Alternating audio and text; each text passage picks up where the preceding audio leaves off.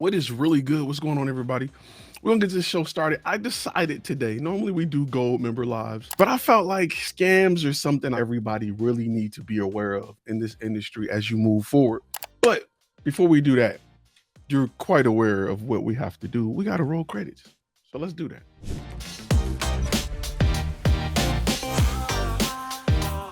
What's going on? I am your host, Ty Turner, and if this is your first time logging in, viewing us live, and how we do it, you got to know that this channel is simply about turning your passion into profit.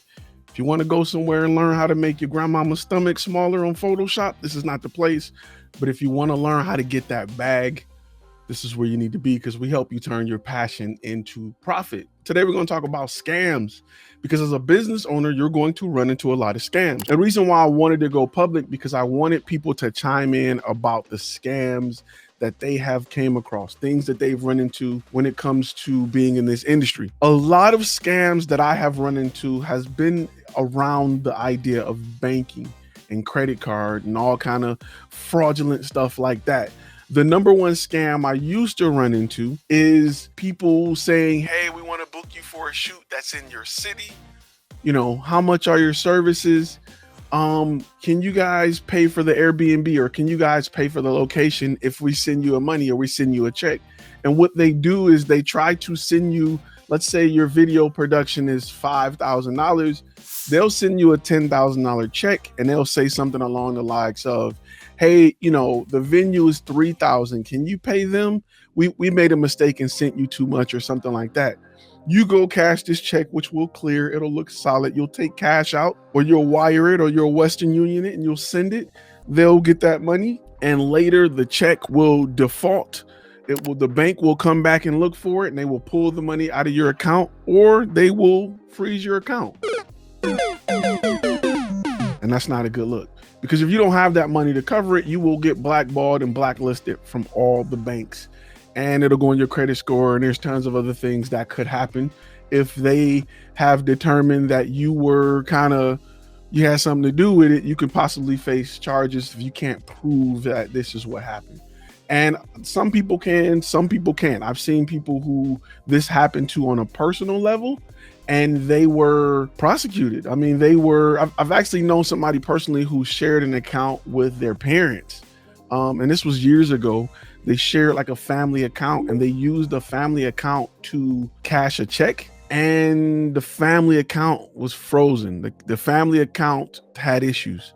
Content creators, if for whatever reason you exchange money with the client, you must protect yourself. Before today, you had two options. One, you had a poorly written, free contract off the internet that didn't last 20 seconds in court. Two, you spent a boatload of money to have a lawyer with no experience in the industry write up a contract that really only talked about the terms of payment. Well, now you have a new option. FlashFilm Academy provides the new industry standard for contracts, designed by content creators for content creators. We spoke with thousands of professionals to create contracts based on real-world situations. We offer a variety of contracts for videographers, photographers, podcasters, editors, and more. These personalized contracts go far beyond payment terms. They protect you from real-world situations, like our wedding videography contract.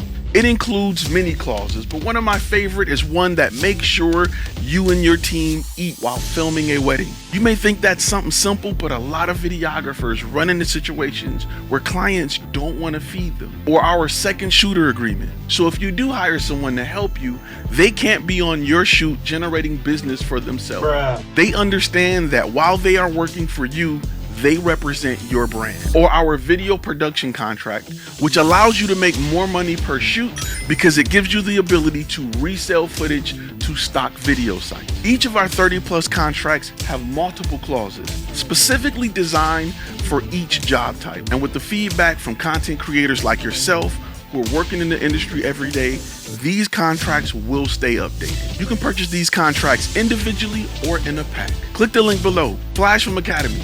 Be inspired, be creative, be profitable.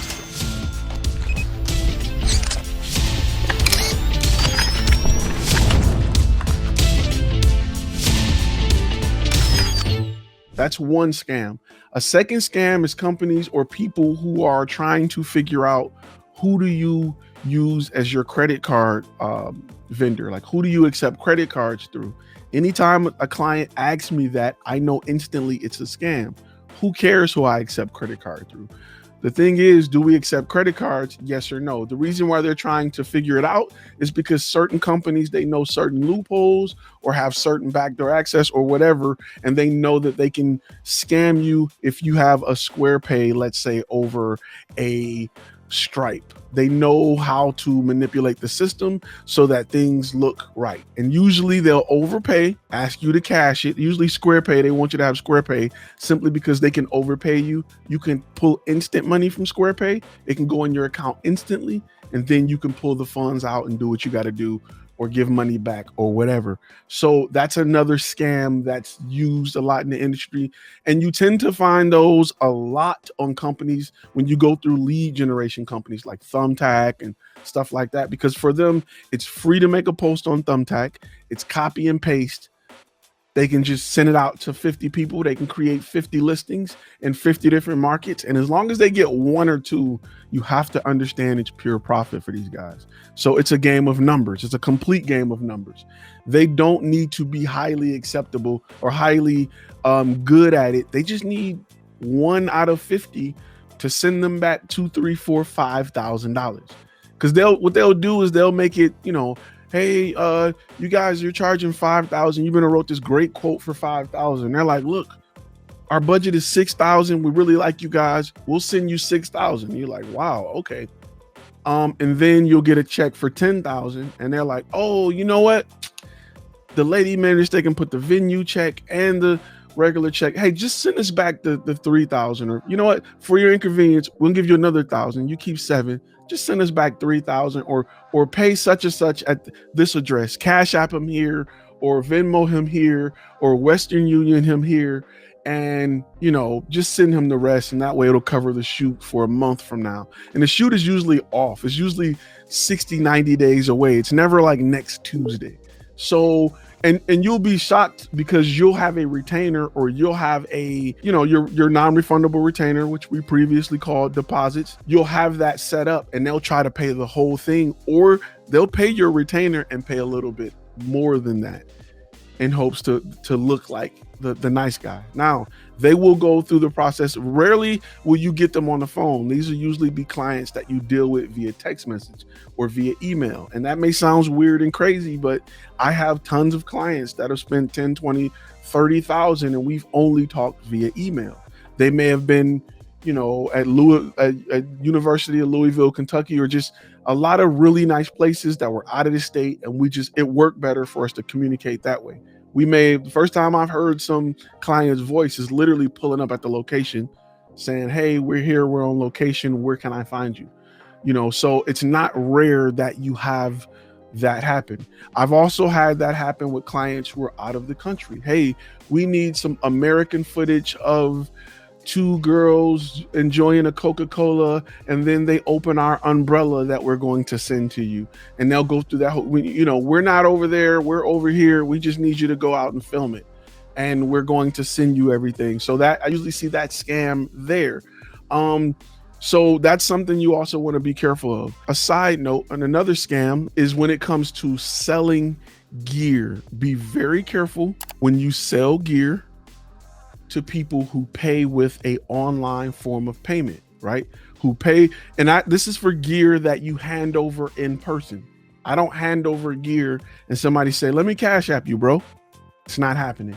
Because usually what they do is they'll Cash App you, accept the gear, or they'll have you mail the gear. This is another thing. They'll send you a FedEx number so that you can go to your FedEx store, put their number on it, their label from their company, so they get to control it. You can't stop shipment from an account that's not yours. They'll give you the FedEx number. You'll write it down. You think I'm getting over it because I'm not paying nothing for shipping, but you have no control over the shipment. They'll pay you with something other than PayPal. And once they received it, they'll renege on the payment. They'll say it's fraudulent. They'll say my credit card got stolen. They'll say something. Even when you give it to them in person. Hey, meet me here. I'm just going to pay you with Venmo. I'm going to pay you with Cash App, and then hand me the product. And then, as you're riding back home, you get an email saying suspicious activity from Cash App. and now they're holding the funds until they investigate. So make sure you are aware of that. If I meet you in person, I want cash, and I'm bringing a pen to make sure that the money is legit. I've literally had people hand me counterfeit money before, and they'll do it and they'll put it inside of a bank envelope.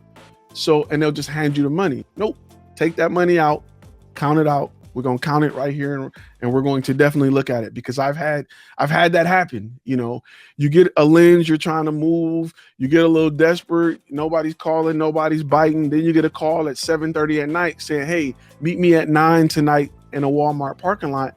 You finally got somebody that thought that everything's great, and you get there and they hand you, I'm in a rush, man, here's the money, I don't even really need to check it out, I'm good. All right, man, peace. And you get the bank envelope and there's some 50s hanging out, and you take them all out and they look real, and you get home and you put them under light and nothing reflects. I've literally had that happen to me, and I was able to catch it, before we ended up fully exchanging it. And it came down to that because I knew that it was fake, and they thought they were just, oh man, we just, so they literally tried to snatch the item out of my hand, and that wasn't a good idea. We'll just leave it there. And what's crazy is I ended up selling something on Craigslist years later and ran into the same guys, and they didn't recognize me. So they had been running this scam over and over. And when they left, they left the money and everything. So I was able to contact Secret Service, who deals with counterfeit money, and kind of tell them, hey, there's some guys out here pushing some counterfeit money to buy items. They're looking for usually Apple products or high-end camera gear. So be mindful of that and just be on the lookout for it, because that's no joke. And I would hate for somebody to sell something that's a high, like they were looking for like $2,000-$3,000 laptops or like glass. And can you imagine handing somebody your glass and you getting home and you got fake money? It is the worst feeling in the world. So you don't want that. So you want to just be mindful of that on that end of the spectrum when you're selling gear as well.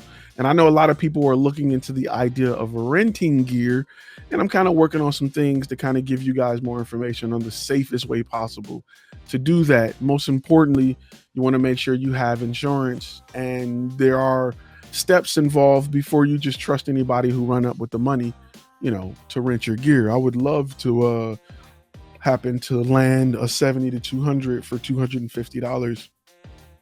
And then peace, I'm gone. So you want to make sure you protect yourself definitely when you're doing that. Hey, thanks for watching the video. If you like content like this, click the link on the screen and go over to FlashFilmAcademy.com.